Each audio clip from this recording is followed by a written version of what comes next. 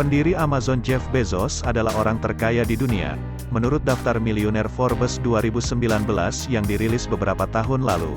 Dengan kekayaan senilai, kurang lebih 131 miliar dolar Amerika Serikat atau 1,87 rupiah kuadriliun, ia adalah orang terkaya dalam sejarah dunia modern.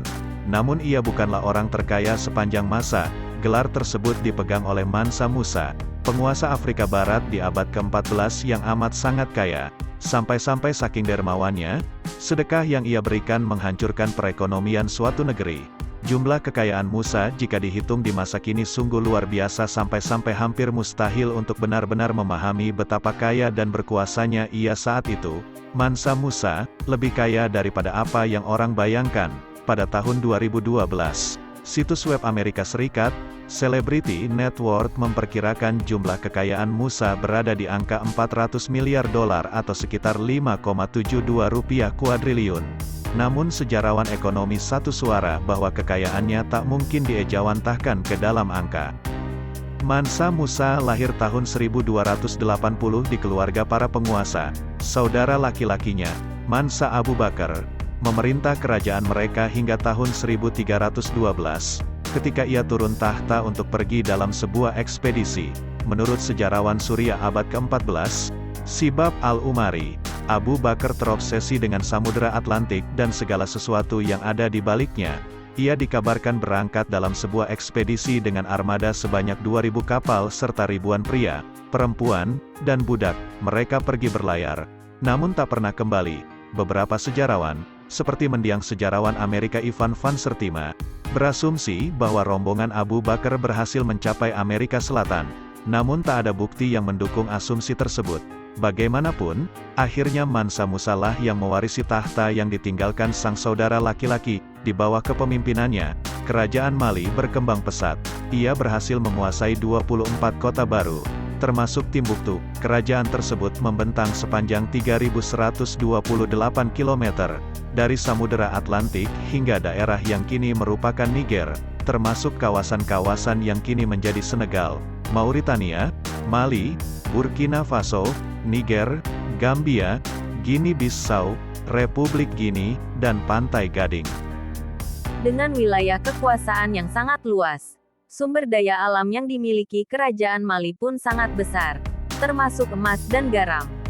Pada masa kekuasaan Mansa Musa, kerajaan Mali memiliki hampir separuh jumlah emas yang beredar di kawasan dunia lama, negeri-negeri di Afrika, Asia dan Eropa, menurut British Museum.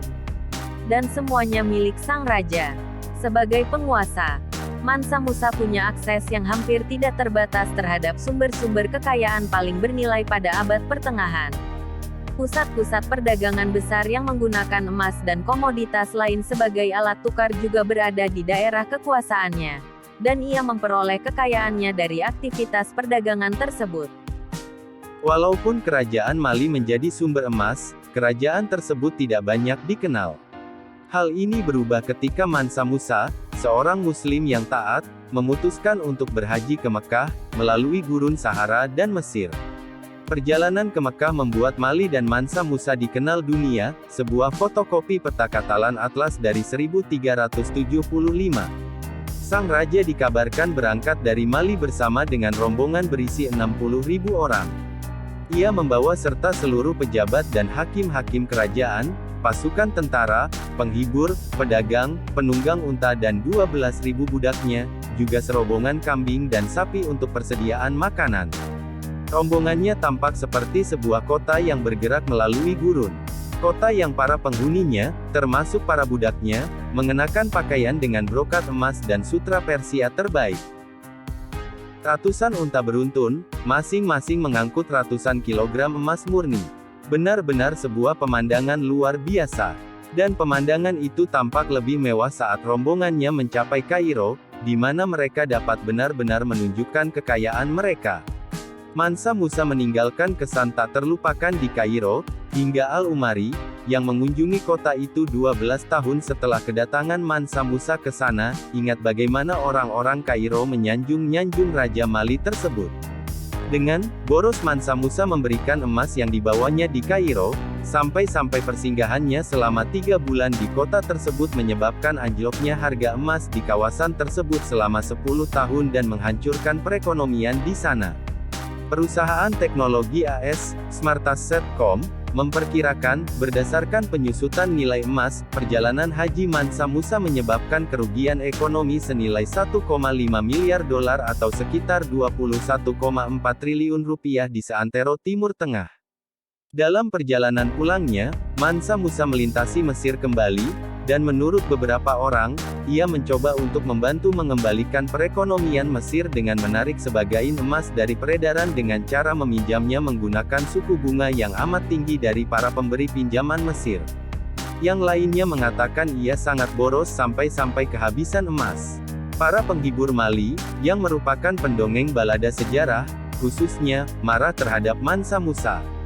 Ia membagikan terlalu banyak emas sepanjang perjalanan hingga para penghibur tak mau memuja-mujinya lagi dalam nyanyian mereka karena mereka berpikir bahwa ia menghambur-hamburkan sumber daya alam lokal di luar kerajaan, ujarnya.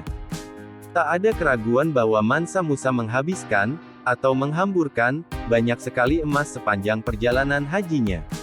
Namun justru kedermawanannya itulah yang menarik perhatian dunia. Mansa Musa membuat kerajaannya, Mali, dan dirinya sendiri diakui dunia.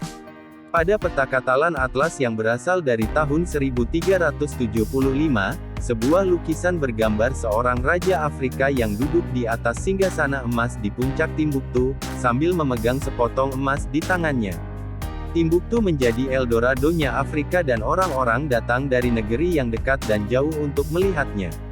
Pada abad ke-19, negeri tersebut masih menyimpan sebuah mitos sebagai kota emas yang hilang di ujung dunia, dan menjadi incaran para pemburu dan penjelajah Eropa, di mana hal ini sebagian besar berkat apa yang dilakukan Mansa Musa 500 tahun sebelumnya. Mansa Musa kembali dari Mekah bersama sejumlah cendekiawan Islam, termasuk keturunan langsung Nabi Muhammad dan penulis puisi sekaligus arsitek Andalusia bernama Abu Ishaq Es-Saheli, yang dikenal sebagai perancang Masjid Jinguereber yang terkenal. Raja dikabarkan membayarnya dengan 200 kg emas, yang jika dikonversikan ke dalam mata uang saat ini menjadi sebesar 117,2 miliar rupiah. Selain mendorong dunia seni dan arsitektur, ia juga mendanai dunia sastra dan membangun banyak sekolah, perpustakaan, dan masjid. Tak lama, Timbuktu berubah menjadi pusat pendidikan dan banyak orang berdatangan dari berbagai belahan dunia untuk belajar di tempat yang kini dikenal sebagai Universitas Sankore. Raja yang kaya itu juga sering kali dianggap berjasa karena telah memulai tradisi pendidikan di Afrika Barat, meskipun kisah tentang kerajaannya hanya sedikit diketahui orang di luar Afrika Barat. Sejarah dicatat oleh para pemenang, menurut Perdana Menteri Inggris di masa Perang Dunia II, Winston Churchill. Setelah Mansa Musa meninggal dunia tahun 1337, pada usia 57, kerajaannya diwariskan kepada putra-putranya yang tak mampu menjaga keutuhan kerajaan. Sejumlah daerah memisahkan diri dan akhirnya kerajaan itu pun runtuh.